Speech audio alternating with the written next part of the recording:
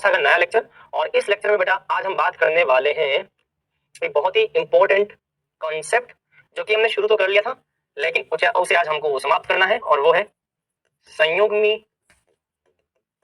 अम्ल तथा क्षार। इसके बारे में हम चर्चा करेंगे। साथ ही साथ हम लुईस अवधारणा, अम्ल क्षार की लुईस अवधारणा, इनको भी पढ़ेंगे, और इसके अलावा जल के गुणधर्म पर भी हम बात करेंगे। ठीक है, तो ये तीनों काम हमको आज करने हैं।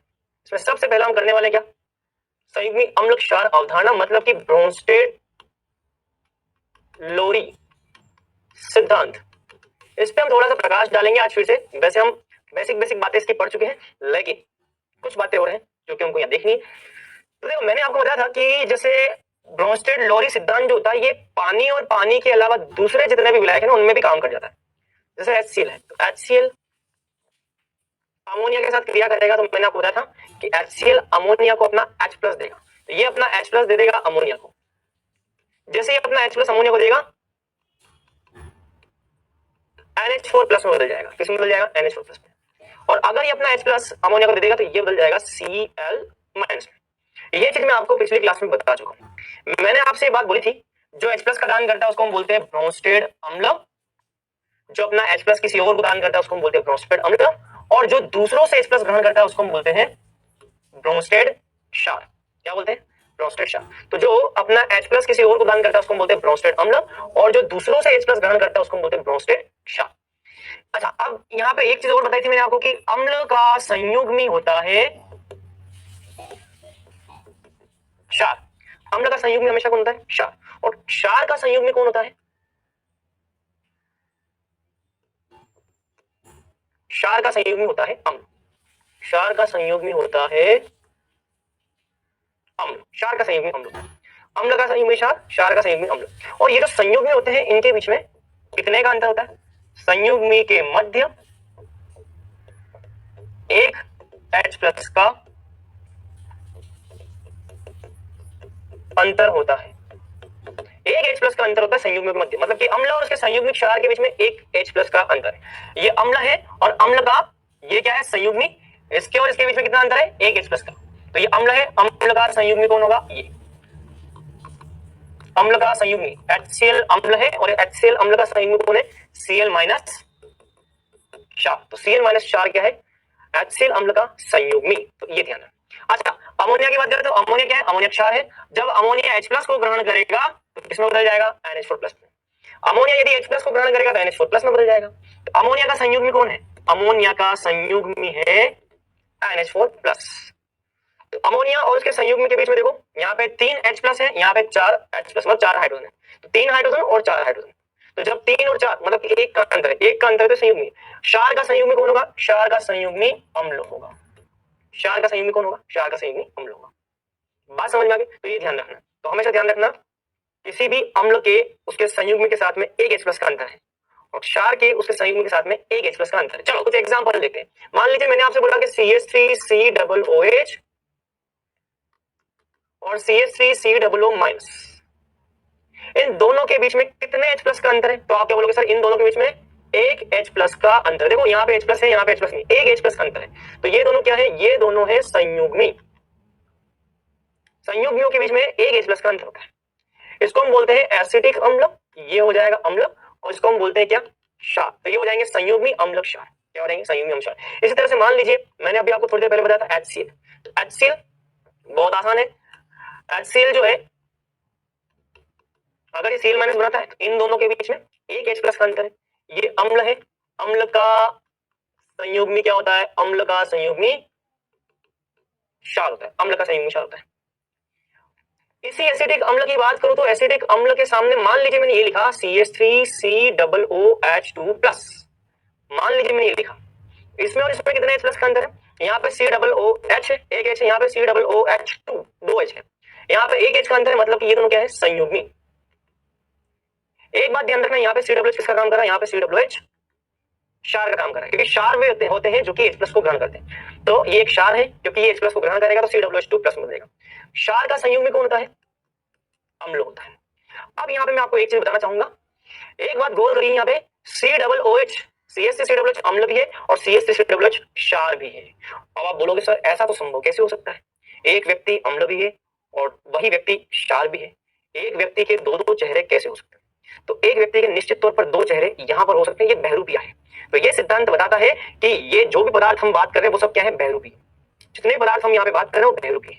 क्यों बहरूपी है? क्योंकि ये अम्ल होगा, ये निर्धारित करने वाला कौन है, ये जिससे क्रिया करेगा। जैसे कि मान लीजिए CH3COOH, इसकी क्रिया मान लीजिए आप अमोनिया से करते हैं, तो CH3COOH अमोनिया को क्या दान करेगा, H+ का दान करेगा। CH3COOH अमोनिया को H+ का दान करेगा। तो इसका मतलब यहाँ पे CH3COOH H+ का दान करेगा तो अम्ल की बात व्यवहार प्रदर्शित करेगा। और यही CH3COOH जब HF के साथ क्रिया करेगा तो भैया ये क्षार की बात व्यवहार प्रदर्शित करेगा। मतलब कि ब्रोंस्टेड बोलते हैं कि ये H+ को ग्रहण करेगा। अगर ये H+ को ग्रहण करेगा तो ये बदल जाएगा CH3COOH2+, और ये F-, ये हो जाएगा F-। बात समझ में आ गई? तो एक ही व्यक्ति दो चेहरे ग्रहण कर सकता है। यहाँ पे ब्रोंस्टेड लोई सिद्धांत की यही खास बात है, ये पदार्थ किसके साथ क्रिया करेगा उस पर निर्भर करेगा कि ये अम्ल होगा या क्षार होगा। तो इसका अम्ल या क्षार होना सामने वाले पर निर्भर करता है, ये बात हमको ध्यान रखना। चलिए एक एग्जांपल और लेते हैं, आ जाओ। मान लीजिए मैंने लिखा पानी, अब पानी की क्रिया अगर मैं अमोनिया से करूंगा तो पानी जो है ये अम्ल की भांति व्यवहार प्रदर्शित करेगा।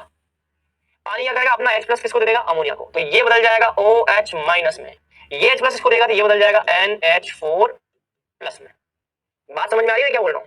और यही पानी क्षार की भांति व्यवहार प्रदर्शित कर सकता है जब ये HCl के साथ क्रिया करे, क्योंकि अगर ये HCl के साथ क्रिया करेगा तो यहां से H+ को ग्रहण करेगा, और अगर पानी H+ को ग्रहण करेगा ये हो जाएगा H3O+ प्लस Cl-। मतलब कि एक ही पदार्थ किसी एक के साथ में अम्ल की तरफ व्यवहार प्रदर्शित कर रहा है, यही पदार्थ दूसरे के साथ में क्षार की तरफ व्यवहार प्रदर्शित कर रहा है। मतलब कि इसका संयुग्मी ये भी है, इसका संयुग्मी ये भी है।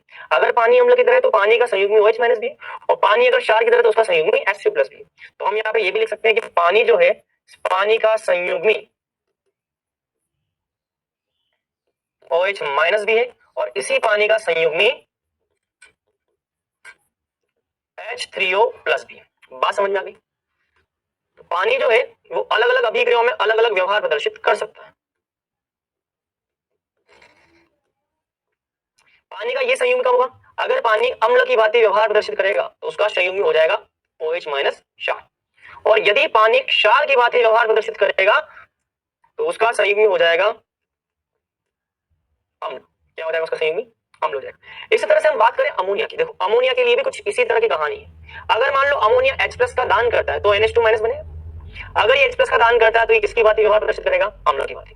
अगर कोई पदार्थ H+ का दान करे तो अम्ल की भांति व्यवहार प्रदर्शित करेगा, और अम्ल का संयुग्म क्या हो जाएगा, क्षार हो जाएगा। बात समझ रहे हो? और इसी अम्ल का संयुग्मी NH4+ भी होता है। कब, जब ये H+ को ग्रहण करेगा। तो अगर ये H+ को ग्रहण करेगा तो आप इसको क्षार बोलेंगे। क्षार का संयुग्मी अम्ल होता है, क्षार का संयुग्मी क्या होता है, अम्ल होता है। तो एक ही पदार्थ किसी विशेष अभिक्रिया में अम्ल की भांति व्यवहार दिखा सकता है, और वही पदार्थ किसी दूसरी अभिक्रिया में क्षार की भांति व्यवहार प्रदर्शित कर सकता है। चलिए अब बात करते हैं आगे की। मान लीजिए मैंने आपको पदार्थ दे दिया HNO3, बताओ HNO3 जो है नाइट्रिक अम्ल बोलते हैं, इसको क्या बोलते हैं, नाइट्रिक अम्ल। इस अम्ल का संयुग्मी कौन होगा, अम्ल दान करता है H+ का, तो H+ का दान करेगा तो इसका संयुग्मी हो जाएगा NO3-।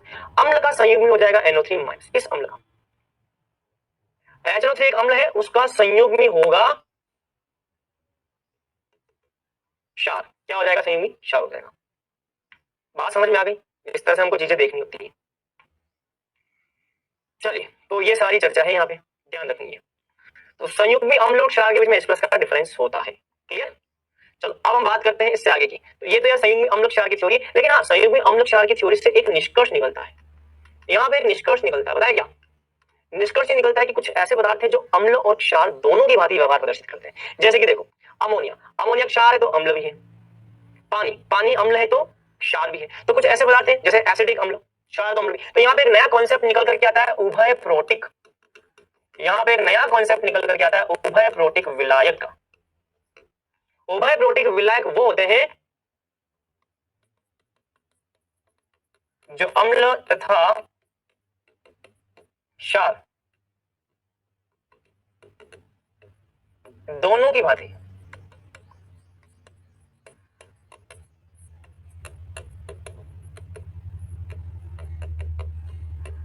व्यवहार प्रदर्शित करते हैं। उभय प्रोटिक विलायक कौन से? जो अम्ल और क्षार दोनों की भांति व्यवहार प्रदर्शित करते हैं। जैसे कि मैंने आपको उदाहरण बताया थे, पानी, अमोनिया आदि आदि। अच्छा, इसी उभय प्रोटिक व्यवहार के आधार पर एक एग्जांपल लेते हैं। चलो, जैसे मान लो अमोनिया। अब अमोनिया जो है वो H+ को ग्रहण भी कर सकता है और अमोनिया H+ का दान भी कर सकता है।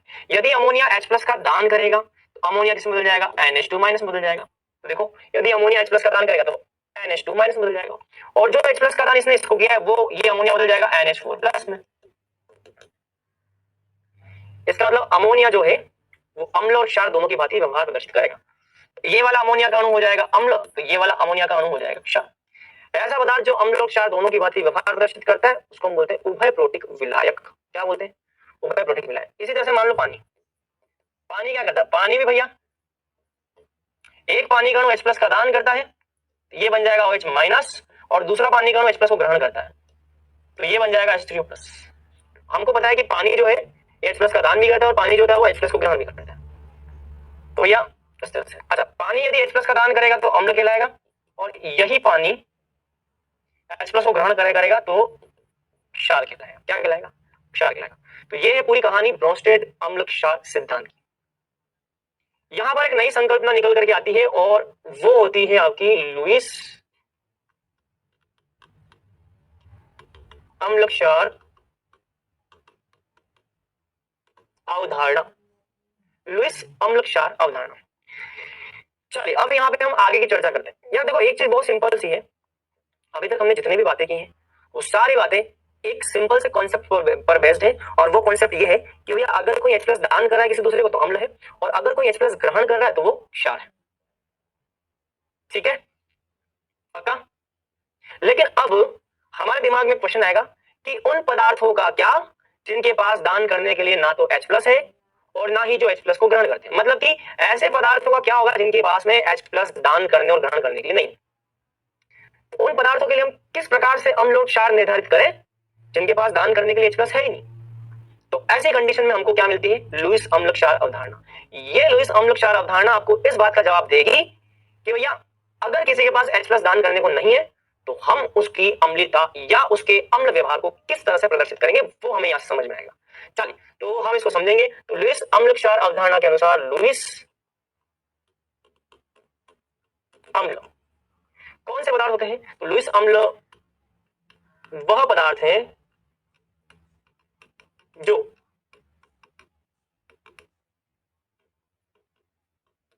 इलेक्ट्रॉन युग्म को ग्रहण करते हैं। लुईस अम्ल क्षार अवधारणा के अंदर लुईस अम्ल वह पदार्थ है जो कि इलेक्ट्रॉन युग्म को ग्रहण करते हैं। यदि इलेक्ट्रॉन युग्म को लुईस अम्ल इलेक्ट्रॉन युग्म को ग्रहण, यदि कोई पदार्थ इलेक्ट्रॉन युग्म को ग्रहण कर रहा है तो वो हो जाएगा लुईस अम्ल। तो ध्यान रखना, लुईस अम्ल क्षार अवधारणा में लुईस अम्ल वे पदार्थ है जो कि इलेक्ट्रॉन युग्म को ग्रहण करते हैं। अब यहाँ कहीं भी हम H+ के दान करने ग्रहण करने की बात नहीं करेंगे। तो ये वो पदार्थ है जो कि इलेक्ट्रॉन युग्म को ग्रहण करते हैं। जैसे कि उदाहरण उदाहरण कौन से हो जाएंगे इसमें? जैसे कि मान लो H+। अब H+ क्या करता है? H+ में हाइड्रोजन पे प्लस है। अगर हाइड्रोजन पे प्लस है तो ये इलेक्ट्रॉन युग्म को ग्रहण करेगा। जिस पे भी प्लस आवेश होगा वो इलेक्ट्रॉन युग्म को ग्रहण करेगा। तो पहचान कैसे करनी है लुईस अम्ल की? तो पहली पहचान तो ये है कि वह प्रजाति जिस पर प्लस आवेश होता है, तो प्लस आवेश वाली प्रजाति क्या हो जाएगी? लुईस अम्ल हो जाएगी, क्योंकि वो इलेक्ट्रॉन युग्म को ग्रहण कर सकती है। जिस पर प्लस है वो इलेक्ट्रॉन युग्म को ग्रहण करेगा। ठीक है भैया, इलेक्ट्रॉन युग्म को ग्रहण करेगा। इसी तरह से देखो NO2+, अगर किसी पे प्लस है तो वो इलेक्ट्रॉन युग्म को ग्रहण करेगा। समझो? HSO3+, अगर किसी पे प्लस है तो वो इलेक्ट्रॉन युग्म को ग्रहण करेगा। क्लोरीन प्लस, अगर किसी पे प्लस है तो वो इलेक्ट्रॉन युग्म को ग्रहण करेगा। अच्छा, कई बच्चों को एक डाउट होता है कि सर Cl पे प्लस हो सकता है? कई बच्चों को होता है डाउट। अगर आपको ये डाउट नहीं है तो बहुत अच्छी बात है, और अगर किसी बच्चों को डाउट है कि Cl पे प्लस होता है क्या, तो मैं उसको याद दिला दूं, Cl पर प्लस भी हो सकता है, Cl पर माइनस भी हो सकता है, और Cl पर जीरो भी हो सकता है। Cl धनात्मक आवेश भी रख सकता है, Cl ऋणात्मक आवेश भी रख सकता है, और Cl जो है वो कोई आवेश ना रखे ऐसा भी हो सकता है। तो ये धनात्मक, ऋणात्मक और शून्य दोनों हर तरह का आवेश रखता है। अगर आपको याद हो तो हमने फ्रीडेल क्राफ्ट अभिक्रिया के बारे में पढ़ा था। उसी अभिक्रिया के साथ में हमने हाइड्रोकार्बन के अंदर हैलोजनीकरण पढ़ा था, उसी अभिक्रिया में हमने वहां पे नाइट्रीकरण पढ़ा था, वहीं पे हमने सल्फोनीकरण पढ़ा था। तो उन अभिक्रियाओं के दौरान हमने देखा था कि हैलोजन जो होता है वो एक इलेक्ट्रॉन नहीं होता है, वहां पे ध्यान रखो, और उस पर प्लस होता है, लुईस अम्ल की भांति व्यवहार प्रदर्शित करता है। तो जिन जिन पर प्लस होगा वो सारे क्या करेंगे, इलेक्ट्रॉन युग्मों को ग्रहण करेंगे, और अगर इलेक्ट्रॉन युग्मों को ग्रहण करेंगे तो सीधी सी बात है वो लुईस अम्ल कहलाएंगे। अच्छा, पहचान करने का दूसरा एक और तरीका पता है, पहचान करने का दूसरा एक और तरीका है, वो तरीका क्या है, देखो, वह प्रजाति जिसके पास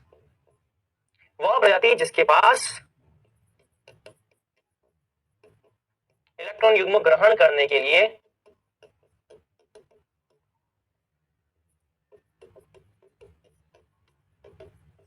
रिक्त कक्षक, वह प्रजाति जिसके पास इलेक्ट्रॉन युग्म ग्रहण करने हेतु रिक्त कक्षक उपस्थित होते हैं, वह प्रजाति जिसके पास इलेक्ट्रॉन युग्म ग्रहण करने हेतु रिक्त कक्षक उपस्थित होते हैं। जैसे कि उदाहरण BF3 में बोरोन के पास क्या होता है, बोरोन के पास रिक्त कक्षक होता है, बोरोन के पास क्या होता है, रिक्त कक्षक। तो यहाँ पे रिक्त पी कक्षक है, यहाँ पे क्या है, यहाँ रिक्त पी कक्षक है। जैसे कि SO3 सल्फर डाइऑक्साइड, सल्फर तीसरे आवर्त का है और तीसरे आवर्त के तत्वों के पास रिक्त डी कक्षक होते हैं, यहाँ पर इसके पास होते हैं रिक्त डी कक्षक। तो ध्यान रखना, तीसरे आवर्त और उससे ऊपर के आवर्त के तत्वों के पास में रिक्त डी कक्षक उपस्थित होते हैं। तो ये बात आपको ध्यान रखनी है, रिक्त डी कक्षक उपस्थित होते हैं। बात क्लियर है 100%। चलो और भी एग्जांपल देखने तो जैसे कि मान लो PCl5। अब PCl5 में केंद्रीय परमाणु फास्फोरस है, और फास्फोरस अगर थर्ड आवर्त का हम बोलते हैं मतलब कि इसके पास रिक्त डी कक्षक उपलब्ध है। अगर किसी के पास रिक्त डी कक्षक है मतलब कि वो इलेक्ट्रॉन युग्म को आसानी से ग्रहण कर सकता है। तो ये बात आपको ध्यान रखनी। क्लियर, यहां तक की बात 100%। चलिए, तो ये सारी बातें हो गई लुईस अम्ल के लिए। अब हम यहाँ पे एक और शब्द देखने वाले हैं जिसको हम बोलते हैं लुईस क्षार। ठीक है, नोट कर लो इसको, फटाफट नोट करो। चलिए, लुईस क्षार क्या है, तो वह पदार्थ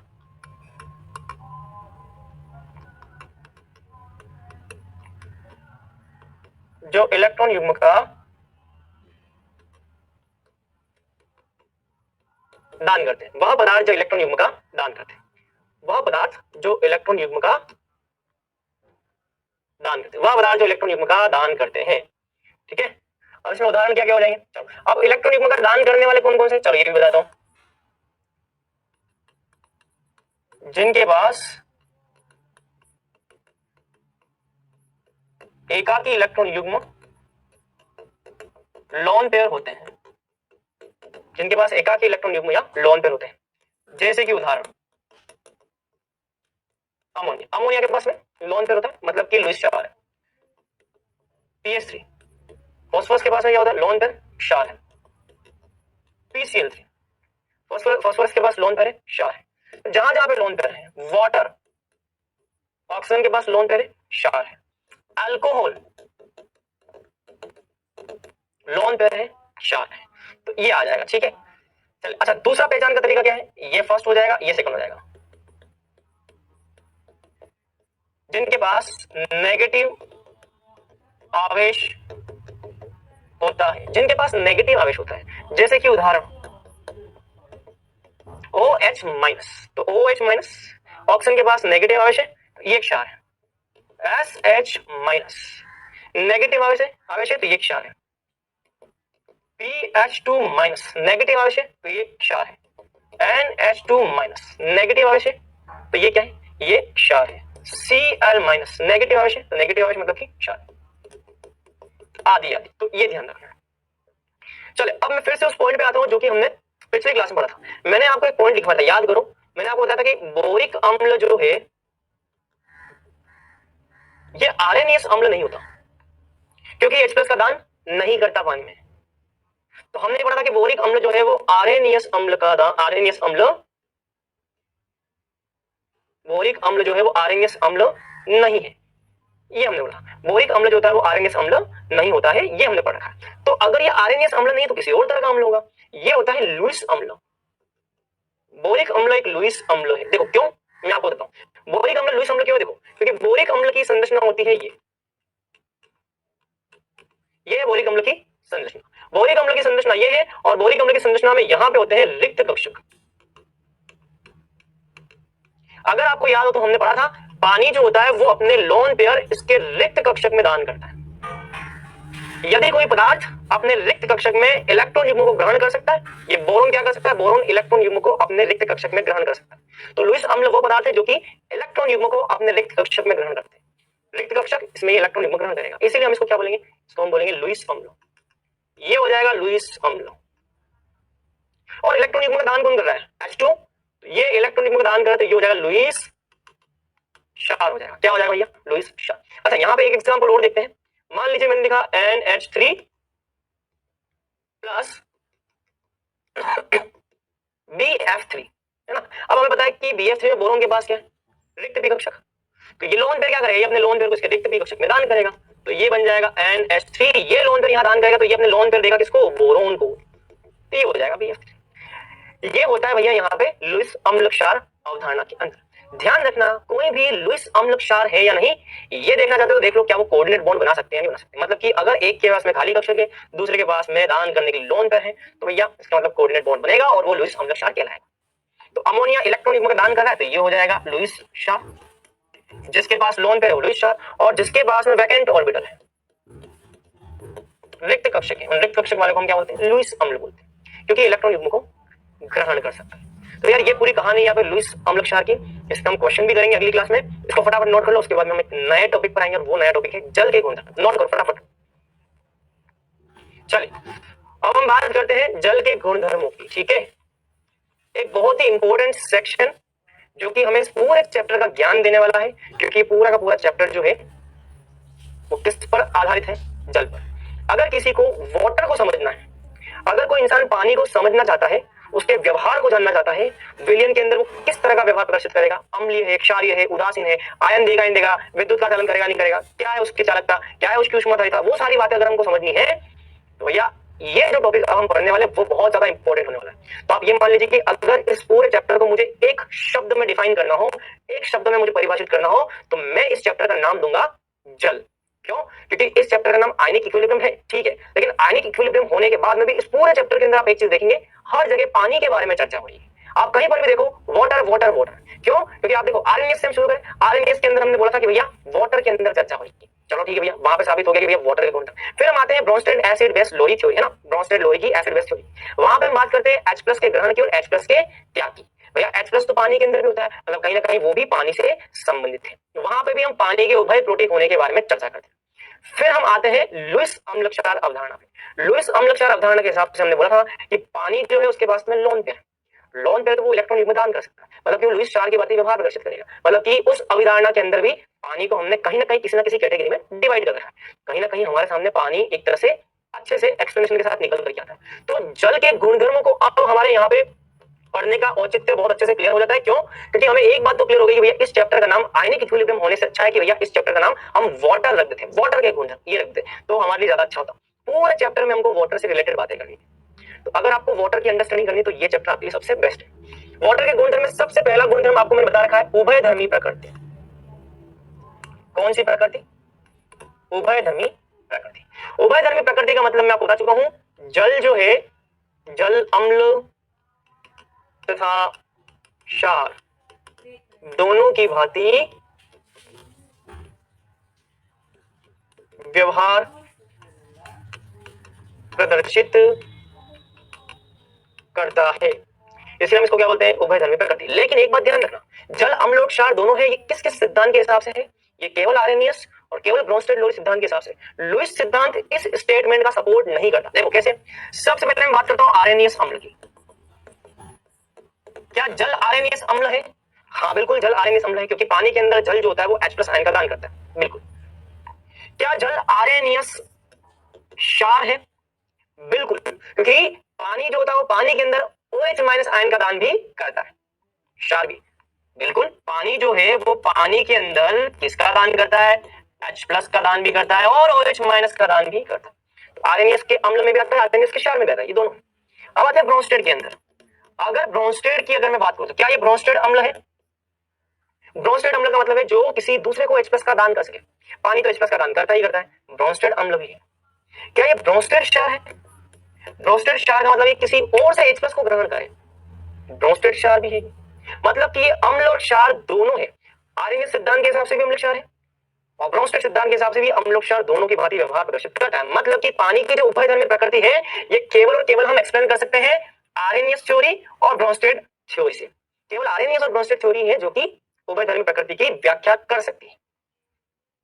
लेकिन लुईस थ्योरी के हिसाब से, लुईस सिद्धांत के हिसाब से, आप समझना बेटा, सुनना ध्यान से, लुईस सिद्धांत के अनुसार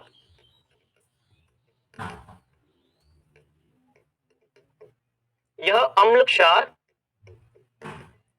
या उभयधर्मी प्रकृति का, लुईस सिद्धांत के अनुसार यह उभयधर्मी प्रकृति का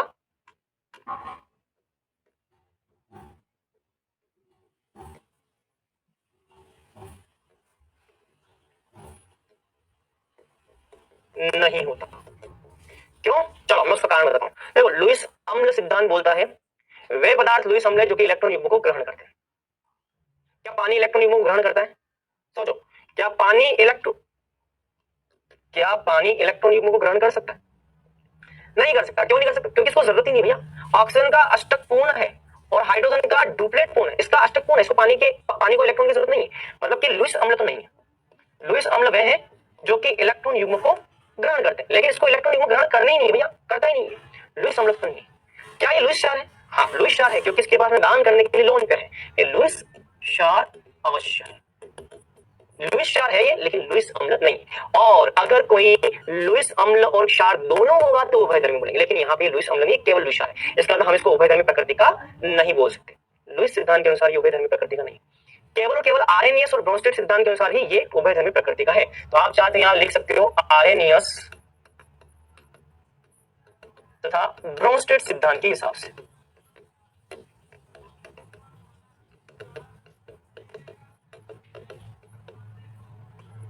ये ध्यान रखना है।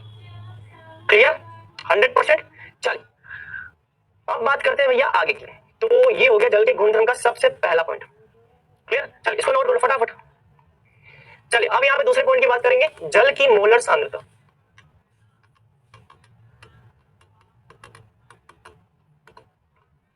मतलब कि जल की मोलरिटी, किसकी बात करेंगे हम? जल की मोलरता की हम बात करेंगे। ठीक है, चलो जल की मोलरता क्या होती है हम उसके बारे में चर्चा करते हैं। अब मोलरता का मतलब क्या होता है? देखो, मोलरता का मतलब होता है जल के मोल में मात्रा बटा जल का लीटर में आयतन, यही है ना मोलरता? पक्का? चलो अब जल के मोल कैसे ज्ञात करेंगे? जल के मोल बराबर होता है ग्राम में मात्रा बटा अणुभार, जल का अणुभार। तो यहाँ पे हम मोल की जगह लिखेंगे ग्राम में मात्रा बटा जल का अणुभार, और नीचे क्या लिखा? लीटर में आयतन। तो ये लो, लीटर में आयतन। क्लियर? 100%। चलो मैं इस फॉर्मूले को ऐसा भी लिख सकता हूं बच्चों, ग्राम, लीटर को अगर मिलीलीटर में बदलना हो तो मिलीलीटर 1000, ऐसा भी लिख सकते हैं। अब देखो यहाँ पे ग्राम डिवाइडेड बाय मिलीलीटर, ये क्या? देखो, gram divided by millilitre, gram divided by millilitre, इसका मतलब है द्रव्यमान बटा आयतन। द्रव्यमान बटा आयतन को हम क्या बोलते हैं?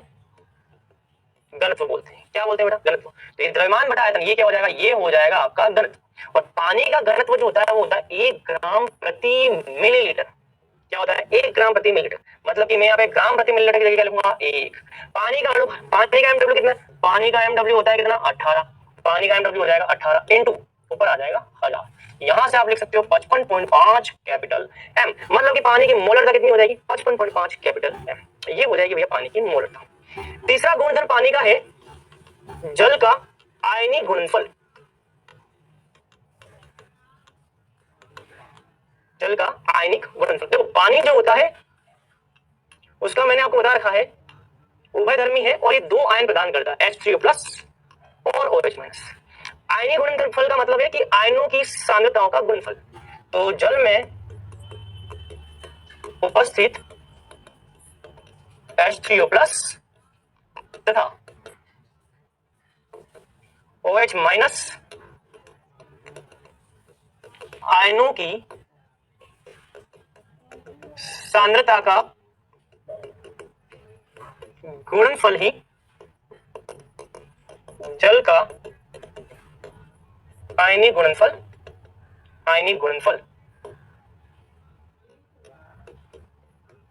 कहलाता है। मतलब कि अगर आयनिक गुणनफल की बात करें, इसको हम KW से गुणनफल नहीं, आयनिक गुणनफल ये आयनिक गुणनफल है। इसको हम किससे प्रदर्शित करते हैं? KW से। तो आयनिक गुणनफल जल का जो होगा वो उसमें उपस्थित आयनों की सांद्रता H3O+ की सांद्रता और OH- की सांद्रता, इनकी सांद्रताओं के गुणनफल के बराबर होगा। और ऐसा देखा गया है कि 25 डिग्री सेल्सियस पर H3O+ और OH- इन दोनों आयनों की सांद्रता जो होती है वो 10⁻⁷ कैपिटल M होती है। तो इन दोनों की सांद्रता जो 25 डिग्री सेल्सियस पर जो देखा गया वो ये है 10⁻⁷ इंटू 10⁻⁷ 10⁻⁻14 ये होता है भैया आयनिक गुणनफल 25 डिग्री सेल्सियस पर। किस पर आएगा? 25 डिग्री सेल्सियस। अच्छा, ऐसा भी देखा गया भैया 90 डिग्री सेल्सियस पर जल का जो आयनिक गुणनफल है 25 डिग्री सेल्सियस पर, सॉरी 90 डिग्री सेल्सियस पर, 90 डिग्री सेल्सियस पर KW का मान जो होता है ना वो 10⁻⁻13 होता है। ये 90 डिग्री सेल्सियस पर आता है। ये सारे प्रैक्टिकल डेटा है, याद रखने को। 25 डिग्री सेल्सियस पर KW जो 10⁻⁻13 है, और सॉरी 90 डिग्री पर 10⁻⁻13 और 25 डिग्री पर 10⁻⁻14, तो ये आपको ध्यान रखना है। तो फटाफट नोट कर लो इसको जल्दी से। चलिए, तो यहां तक की बात हो गई, लिख लिया होगा। तो ध्यान रखना 25 डिग्री सेल्सियस पर KW का मान इतना और 90 डिग्री सेल्सियस पर KW का मान इतना होता है। अब देखो एक बात तो क्लियर है, 25 डिग्री सेल्सियस पर KW का मान कम है और 90 डिग्री सेल्सियस पर KW का मान ज्यादा है। समझ रहे हो ये बात? 25 डिग्री सेल्सियस पर कम है और 90 डिग्री सेल्सियस पर ज्यादा। अब ऐसा क्यों होता है, इसका कारण बताता हूं मैं आपको।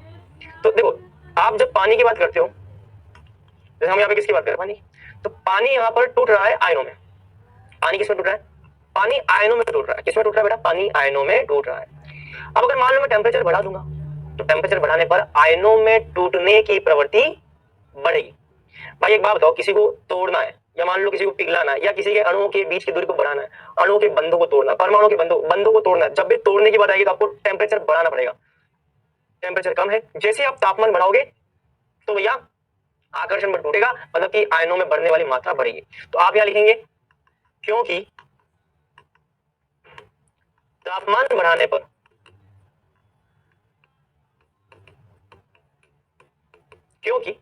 बढ़ाने पर आयनों में टूटने वाले, या ऐसे बोल दो क्योंकि तापमान बढ़ाने पर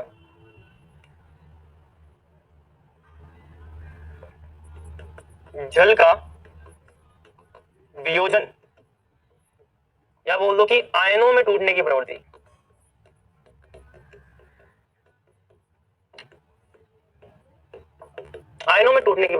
बढ़ती है। तो जैसे ही आप टेम्परेचर बढ़ाओगे पानी के अणु की आयनों में टूटने की प्रवृत्ति बढ़ेगी, और जैसे ही आयनों में टूटने की प्रवृत्ति बढ़ेगी तो KW का मान भी बढ़ जाएगा। देखो KW का मान कम है, KW का मान ज्यादा है। KW का मान कम क्यों है?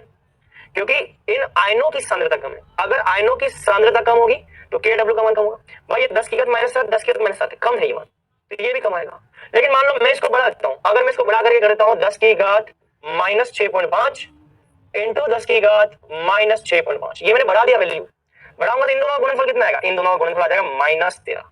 इसका मतलब 90 डिग्री सेल्सियस पर H3O+ आयन की सांद्रता कितनी है? 10⁻⁻6.5। OH- आयन की सांद्रता कितनी हो जाएगी? 10⁻⁻6.5। तो 90 डिग्री सेल्सियस तापमान बढ़ाने पर आयनों की सांद्रता में वृद्धि होती है। तो तापमान बढ़ाने पर इन आयनों की सांद्रता जो 10⁻⁻7 थी वो बढ़ करके -6.5 हो जाती है। तो इस तरह से -13 आता है। तो ये आ जाएगा आपका आयनिक गुणनफल KW। अच्छा, अब जल की प्रॉपर्टी हमने तीसरा आयनिक गुणनफल देखा। अब यहाँ पे हमको देखना है एक चौथा गुणधर्म और, जल के वियोजन की मात्रा, जिसको आप बोलते हैं alpha, degree of dissociation, alpha की हम बात करें। ठीक है, देखिए अल्फा के फॉर्मूले की बात करें, देखो अल्फा वैसे तो आप कई तरीकों से निकाल सकते हो, लेकिन मैं आपको एक फॉर्मूला बता रहा हूं, आप उससे अल्फा सीधा निकाल सकते हो। अल्फा निकालने का एक फॉर्मूला है, आप यहां से अल्फा सीधा निकाल सकते हो। वियोजन या वियोजित होने वाले मोलों की संख्या, अल्फा ऐसे भी निकाल सकते हो बेटा। वियोजित होने वाले मोल की संख्या डिवाइडेड बाय प्रारंभिक मोल की संख्या, ये होता है अल्फा। हमेशा आप अल्फा को ऐसे भी निकाल सकते हो, आप डायरेक्ट इस फॉर्मूले से भी अल्फा निकाल सकते हो, तो हम ऐसे भी अल्फा निकाल सकते हैं। और अल्फा का एक मतलब हमने और भी पढ़ा था, क्या? एक मोल से टूटकर आयनों में बदलने वाली मात्रा। तो एक मोल मात्रा लेकर के उससे आयनों में कितने वियोजित होंगे, वो भी आप अल्फा निकाल सकते हो। अल्फा का मतलब दो हो सकते हैं, या तो आप एक मोल से टूटकर आयनों में बदलने वाली मात्रा बोल सकते हो, या फिर आप अल्फा को ऐसे ज्ञात कर सकते हो। बात समझ में आई? तो ये दोनों तरीके से सही है। चलिए, तो अब अगर हम अल्फा की बात करते हो, बताओ वियोजित होने वाले मोल की संख्या कितनी है? देखो, वियोजित होने वाले मोल की संख्या कितनी है, तो हमने यहाँ पर लिखा होगा वियोजित होने वाले मोल की संख्या कितनी है। देखो 10 की घात -7। तो वियोजित होने वाले मोल कितने? भाई यहाँ पे आपको मैंने बता रखा है पानी के कितने मोल होते हैं, 55.5 कैपिटल।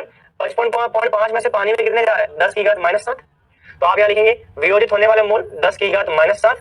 प्रारंभ में आपने कितने रखे, हमने 55.5 निकाले थे, ये आ जाएगा 55.5। इसको जब हम सॉल्व करेंगे तो ये आ जाएगा 1.8 इंटू 10 की घात -9। पानी का जो अल्फा होता है इस तापमान पर 25 डिग्री सेल्सियस पर, या 25 डिग्री सेल्सियस पर बात करें, 10 की घात -7 25 डिग्री सेल्सियस पर आता है, ठीक है, ये आ जाएगा। और अगर प्रतिशत में निकालना, प्रतिशत में निकालने के लिए 100 का गुणा कर दो, प्रतिशत में निकालने के लिए 100 का गुणा, इसमें 100 का गुणा कर दो, तो कितना आ जाएगा, प्रतिशत में आ जाएगा 1.8 इंटू 10 की घात -7 प्रतिशत, ये आ जाएगा आपका प्रतिशत में मान। किस में आ जाएगा, प्रतिशत में माना जाएगा। तो ये हो जाएगा अल्फा। अच्छा, अल्फा के बाद अगर आप मान लो जल का वियोजन स्थिरांक निकालना चाहते हो, वियोजन या आयनन स्थिरांक, अगर आप जल का आयनन स्थिरांक के ए निकालना चाहते हो, के ए या के बी निकालना चाहते हो, फिर कैसे आएगा? देखो, जल का वियोजन स्थिरांक जो उसको हम के और के बी से भी प्रदर्शित कर सकते हैं, इसको मैं डिटेल में बताऊंगा। जैसे कि मान लो पानी, और पानी जो होता है वो वियोजित कैसे होता है, पानी वियोजित ऐसे होता है H3O प्लस OH माइनस। पानी का वियोजन स्थिरांक कैसे लिखूंगा, के।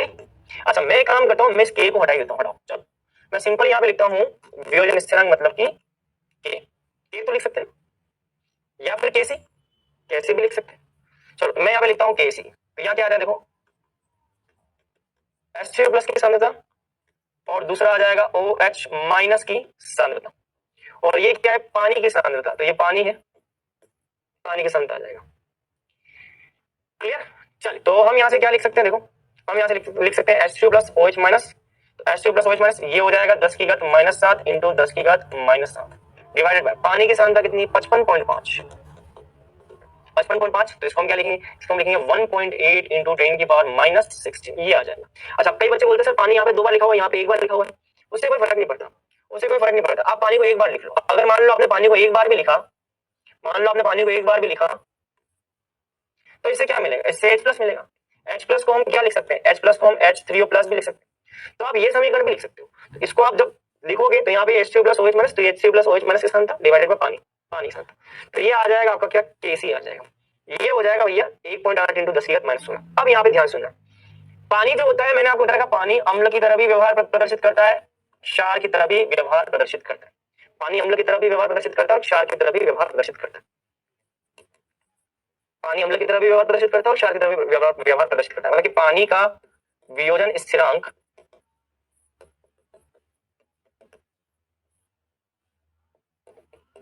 अम्ल का वियोजन स्थिरांक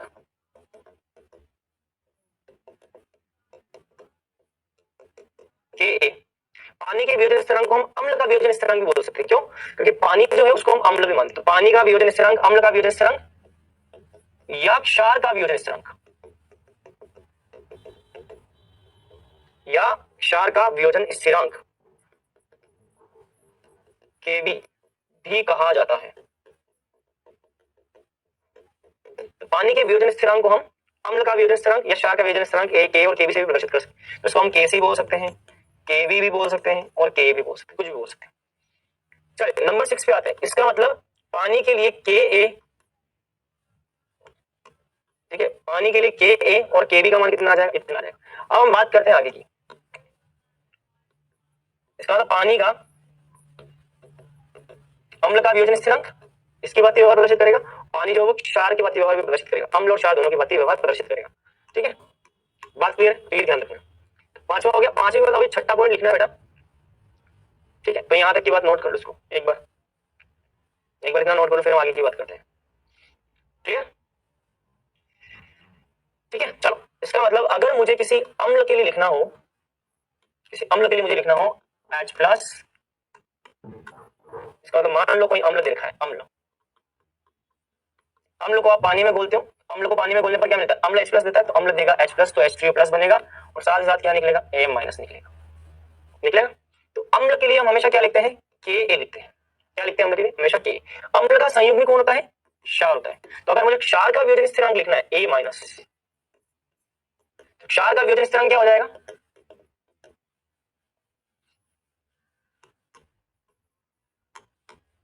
ये है आपका क्षार। क्षार का वियोजन स्थिरांक क्या हो जाएगा, क्षार का वियोजन स्थिरांक हो जाएगा Kb। ध्यान रखना किसी भी अम्ल का वियोजन स्थिरांक Ka होता है और क्षार का वियोजन स्थिरांक Kb होता है। पानी अम्ल की बात व्यवहार भी प्रदर्शित करता है और क्षार की तरह भी व्यवहार दिखाता है, इसीलिए ये Ka की तरह भी दिखाएगा और Kb की तरह भी लिखा जाएगा। लेकिन मान लो अगर मैं किसी अम्ल की बात करता हूँ, ये कोई अम्ल पानी में क्या रहता है H प्लस, H3O प्लस बनेगा और इसका संयुग्म क्या होगा, इसका संयुग्म क्षार होगा। ये एक क्षार का संयुग्म क्या होगा, क्षार का संयुग्म अम्ल होगा। तो अम्ल के लिए होता है Ka और क्षार के लिए होता है क्या, Kb। Ka का मान क्या होगा, देखो H3O प्लस की सांद्रता A माइनस की सांद्रता डिवाइडेड बाय HA की सांद्रता। पानी की सांद्रता 55.5 है, लगभग कांस्टेंट रहती है, उसमें कोई परिवर्तन नहीं आता, तो उसको हम लिखते नहीं है, ये आ जाएगा। अच्छा Kb की बात करते हैं, Kb के लिए हम क्या लिखेंगे, उत्पाद की सांद्रता मतलब कि H1 की सांद्रता OH माइनस की सांद्रता डिवाइडेड बाय A माइनस की सांद्रता, ये आ जाएगा Kb। अगर मैं Ka इंटू Kb करता हूँ, यहाँ पे Ka इंटू Kb करता हूँ, तो देखो क्या आएगा, Ka इंटू Kb करने पर H3O plus A minus divided by HA into HA OH minus divided by A minus. इसको अगर मैं कैंसिल करूँ, ये कट जाएगा, ये हट जाएगा HA, यहाँ से क्या बचेगा, देखो यहाँ से बचेगा H3O प्लस OH माइनस। इसका मतलब H3O प्लस और OH माइनस, इसका गुणनफल 25 डिग्री सेल्सियस पर कितना था, 10 की घात माइनस 14, 25 डिग्री सेल्सियस पर। मतलब कि किसी भी पदार्थ के अम्ल और क्षार, किसी भी संयुग्म में अम्ल क्षार के लिए Ka इंटू Kb का मान कितना होता है, 10 की घात माइनस 14। किसी भी संयुग्म अम्ल क्षार के लिए, मतलब कि उदाहरण जैसे मान लो CH3COOH। अब CH3COOH क्या है, अम्ल, इसका संयुग्मी कौन होता है, इसका संयुग्मी होता है क्षार। तो किसी भी अम्ल क्षार के लिए, अम्ल के लिए होता है Ka, क्षार के लिए होता है Kb। तो अम्ल क्षार के लिए Ka इंटू Kb का मान, इन दोनों के लिए Ka इंटू Kb का मान कितना हो जाएगा, 10 की घात माइनस 14। इसी तरह से बच्चों अगर इस तरह से मान लो, अगर इसी तरह से मान लीजिए अगर मैं लिखता हूं NH3 plus water NH4 plus OH minus, इसका मतलब अमोनिया का संयुग्मी कौन होगा, ये हो जाएगा क्षार, इसका संयुग्मी हो जाएगा अम्ल। तो यहाँ संयुग्मी अम्ल क्षार के लिए क्या हो जाएगा, यहाँ भी संयुग्मी अम्ल क्षार के लिए हो जाएगा Ka इंटू Kb बराबर 10 की घात माइनस 14। किसी भी संयुग्मी अम्ल क्षार के लिए Ka इंटू Kb का मान 10 की घात माइनस 14 होता है, ये हमें ध्यान रखना। तो यहाँ से हमको ये समझ में आ गया भैया, किसी भी अम्ल क्षार के लिए Ka इंटू Kb का मान होता है 10 की घात माइनस 14। तो मान लीजिए अगर ये कोई अम्ल है, पानी में टूटने पर उसका संयुग्मी क्षार बनाएगा, वही क्षार अगर मैं क्षार लेता हूँ, क्षार का संयुग्मी क्या होता है, अम्ल, अम्ल का संयुग्मी क्षार और उस क्षार का संयुग्मी अम्ल, इन दोनों के लिए वियोजन स्थिरांक, अम्ल क्षार के वियोजन स्थिरांक में लिखूंगा ऐसे आएंगे, इन दोनों का गुणनफल सदैव 10 की घात माइनस 14 होगा 25 डिग्री सेल्सियस पर। ये हमको ध्यान रखना है। तो ये यहाँ पे एक इंफॉर्मेशन है ऐसी जो कि हमें हर जगह काम में लेनी है। तो किसी भी संयुग्मी अम्ल क्षार के लिए Ka इंटू Kb का मान 10 की घात माइनस 14 होता है। क्लियर, इसको नोट कर लो फटाफट। क्लियर यहाँ तक की बात। चलो अब हम आते हैं पॉइंट नंबर 7 पे। अच्छा एक चीज यहाँ पे और ध्यान रखना, अगर मुझे Ka दे रखा है तो Ka से मैं Ka का माइनस ऑफ लॉग 10 ये लोगे ना, इससे आपको मिल जाएगा pKa मिलता है। तो Ka से हम ज्ञात कर सकते हैं pK। तो pK ठीक उसी प्रकार होता है जैसे कि pH होता है। देखो pH के लिए आपने सुना होगा, pH बराबर होता है minus of log H plus, ये आपने 10th क्लास में पढ़ा होगा। तो अगर आपको किसी विलयन के लिए pH ज्ञात करना है तो उस विलयन का pH क्या होता है, minus of log H plus. उसी प्रकार से किसी विलयन का pK ज्ञात करना है तो माइनस ऑफ लॉग K, यहाँ जो लिखा है वो यहाँ आ जाएगा, यहाँ जो लिखा है वो यहाँ आ जाएगा। इसी तरह से किसी विलयन के लिए pKb ज्ञात करना है तो माइनस ऑफ लॉग Kb, ये हो जाएगा। क्लियर, चलिए तो हाँ, तो यहाँ पे देखो क्या लग रहा है, के इंटू के बी, ये हो जाएगा 10 की माइनस 14 के बराबर, ये के डब्ल्यू के बराबर है। तो ये यहाँ पर कहानी आ जाएगी पूरी, ठीक है। अच्छा, एक चीज मैं आपको और बताना चाहूंगा यहाँ पे, ठीक है, ये हो गया। अब यहाँ पे मैं आपको एक चीज बताना चाहूंगा, के ए इंटू के बी, ये किसके बराबर है, के डब्ल्यू के बराबर है। अगर मैं सब में लॉग ले लेता हूँ, माइनस लॉग के ए, ठीक है, और यहां मैं लिखता हूं माइनस ऑफ लॉग के बी, और यहां पे लिखता हूं माइनस ऑफ लॉग के डब्ल्यू। सभी जगह में माइनस लॉग का माइनस लेने पर, अगर मान लो इस पूरे में माइनस ऑफ लॉग के ये ले लेता हूं, तो यहाँ पे माइनस ऑफ लॉग के क्या आ जाएगा, पी के, तो इसकी जगह मैं लिख सकता हूँ पी के ए, है ना, क्या लिखता हूँ, पी के ए, ठीक है। तो यहाँ पे मल्टीप्लाई है ना, तो पी के, अच्छा लॉग है तो लॉग में हमेशा यहाँ पे ये प्लस, तो ये आ जाएगा आपका पी के बी बराबर, ये आ जाएगा आपका पी के डब्ल्यू। एक बात और ध्यान रखना कि पी के डब्ल्यू बराबर होता है माइनस ऑफ लॉग के डब्ल्यू, ये हो जाता है, ठीक है। तो ये हो जाएगा माइनस ऑफ लॉग के, ठीक है, इंटू, अच्छा एक काम यहाँ पे कर सकते हैं, मैंने थोड़ा गड़बड़ कर दिया, एक सेकंड रुक जाओ, मैं इसको थोड़ा सही कर देता हूँ, इसको थोड़ा सही करता हूँ, मैं काम करता हूँ माइनस लॉग लेने पर, तो माइनस लॉग के ए इंटू के बी, हाँ अब ठीक है, अब ठीक है। देखो मैं इधर माइनस लॉग ले लिया, इधर माइनस में लॉग ले लिया, माइनस लॉग के डब्ल्यू कितना हो जाएगा, पी के डब्ल्यू, और माइनस लॉग के इंटू के बी, ये कितना हो जाएगा, ये माइनस ऑफ लॉग के कितना हो जाएगा, पी के, प्लस माइनस ऑफ लॉग के बी, तो ये हो जाएगा पी के बी। अब मैं डायरेक्ट ऐसे लिख सकता हूँ, तो ये आ जाएगा, पहले वाला भी ठीक है, बट इस तरह से हम कर सकते हैं, मैं उसको थोड़ा करेक्शन करके सही कर, तो पी के प्लस पी के बी, ये कितना हो जाएगा, पी के डब्ल्यू के बराबर हो जाएगा, क्लियर। चलिए अच्छा, अब यहाँ पे एक काम और कर सकते हैं आप मुझे बताओ, पानी के लिए के का मान कितना होता है, पानी के लिए के का मान होता है 10 की घात माइनस 7, हम इसको ऐसा भी लिख सकते हैं, देखो इन सबको हम ऐसा भी लिख सकते हैं, पी के ए बराबर माइनस ऑफ लॉग के ए। पानी के लिए के का मान कितना है, माइनस ऑफ लॉग 10 की घात माइनस 7। इसको जब सोल्व करेंगे, ये वाला जो होगा ये आगे आ जाएगा, यहां से क्या हो जाएगा, 7 हो जाएगा, पी के बराबर क्या हो जाएगा, 7। इस तरह से पी के बी माइनस ऑफ लॉग के बी माइनस लॉग 10 की घात माइनस 7, ये आ जाएगा आगे 7, 7 प्लस 7, तो यहाँ आ जाएगा 7 प्लस 7, ये कितना आ जाएगा, ये 14 आ जाएगा, पी के 7, पी के भी 7, और पी के डब्ल्यू हो जाएगा 14।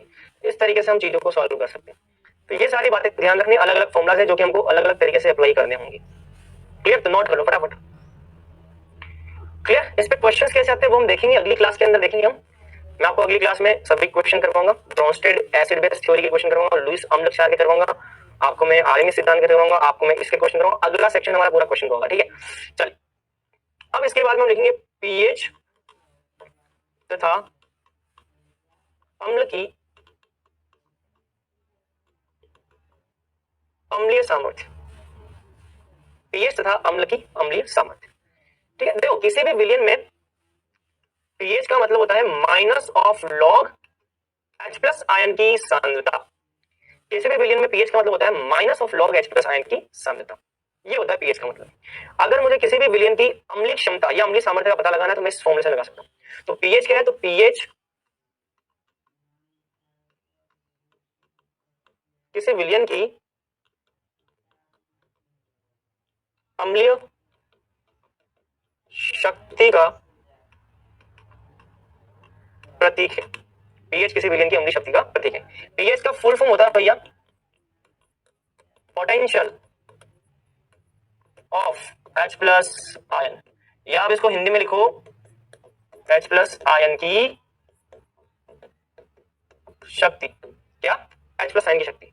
तो एच प्लस आयन की जो शक्ति होती है उसे हम पीएच से प्रदर्शित करते हैं, और ये पीएच जो होगा वो विलयन की अम्लीय क्षमता को प्रदर्शित करेगा, ठीक है। आपने पढ़ा होगा 10th क्लास तक की एक स्केल है, उस स्केल में 0 1 2 3 4 5 6 7 8 9 10 11 12 13 और 14 ऐसे पीएच के मान देखें। तो अगर 10 क्लास तक पढ़ा होगा, अगर पीएच का मान 7 है तो विलयन क्या होता है, विलयन होता है उदासीन, पढ़ा है ना। अगर पीएच का मान 7 से कम है, जितना ज्यादा कम होगा हम विलयन को बोलेंगे अम्लीय, और पीएच का मान 7 से ज्यादा होगा तो हम विलयन को बोलेंगे क्षारीय।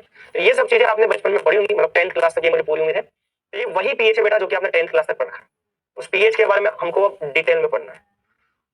तो फॉर्मूला कब लगेगा, कैसे लगेगा, क्या होगा इसका तरीका लगाने का, वो सब हम अगली क्लास में क्वेश्चंस देखेंगे, उसमें हम इसकी चर्चा करेंगे, ठीक है। तो ये सब है, यहाँ पे नोट कर लो। यहाँ पे H plus ion bracket close लिखा है, तो इसका मतलब ये है H प्लस आयन की सांद्रता, इसको हम बोलते हैं H प्लस आयन की सांद्रता। H प्लस आयन की सांद्रता को H प्लस ब्रैकेट में बंद, इस तरह से हम दिखाते हैं इसको, ठीक है। तो pH का यहाँ पे मतलब ये किसी भी अम्ल की अम्लीय क्षमता को प्रदर्शित करने का पैमाना है, तो नोट करो इसको फटाफट। क्लियर? चलिए, तो अब आते हैं हम थोड़ा क्विज पर। क्विज का क्वेश्चन नंबर फर्स्ट, निम्न में से लुईस अम्ल कौन सा है? H प्लस BH3 LCl3 या सभी? निम्न में से लुईस अम्ल कौन सा है? H प्लस BH3 LCl3 या सभी?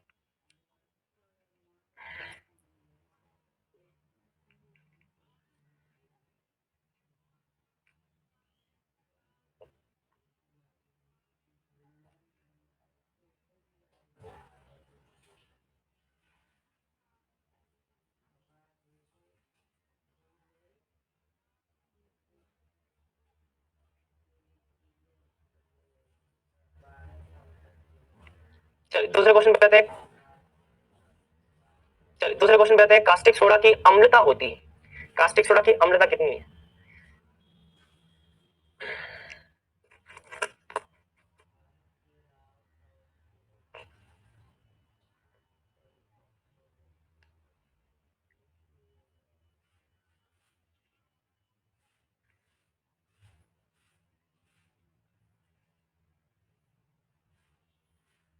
चलिए पहले क्वेश्चन पे आते हैं। निम्न में से लुईस अम्ल है, लुईस अम्ल कौन है? जिस जिस पे धनावेश है वो तो लुईस अम्ल होते हैं, और जिसके पास रिक्त कक्षक होते हैं तो ये दोनों ही क्या होता है? लुईस अम्ल। कास्टिक सोडा, कास्टिक सोडा क्या होता है? NaOH। इसकी अम्लता कितनी है? ये जितने OH माइनस आयन दान करेगा उतनी ही इसकी अम्लता होगी। एक OH माइनस आयन दान करता है तो उसकी अम्लता कितनी हो जाएगी? एक हो जाएगी। तो हमने क्या पढ़ा? हमने आज लुईस अवधारणा के बारे में देखा और जल के गुणधर्म पढ़े, ठीक है। पैनल पे आपको होमवर्क मिल जाएगा। अगली क्लास में पीएच स्केल और एसिडिक स्ट्रेंथ को हम डिटेल में पढ़ने वाले हैं, ठीक है। चलिए बच्चों आज के इतना ही, बेस्ट ऑफ लक।